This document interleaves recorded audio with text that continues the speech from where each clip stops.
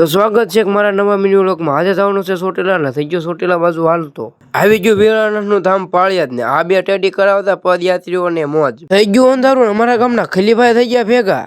લબક ઝબક light થાય ને ઈસે પવન શક્યું ની આ પવન સકો ફરે તમને દેખાય છે? કોમેન્ટ કરો તો। અત્યારે અમારા પગ કેવા દોડે છે ને, હમણાં તમે જોજો લ્યો। આવી ગઈ ધાંધલપુર ની ચોકડે, અંધારામાં તમને કઈ દેખાય છે નહીં એટલે તમે ભોગવી લેજો। कुछ तरीका है ऐसा बोलने का? ધાંધલપુર ની ચોકડે બેઠા ત્યાં તો એક પગ અમારો પાકિસ્તાનમાં ને એક પગ ભારતમાં। વધી ગયો તમારો ગોળા મારવાનું। આવી ગયું નાની મોરસલ, એક રામાપીર હતું ત્યાં મંદિર એટલે અમે ત્યાં ઘડીક બેસી ગયા।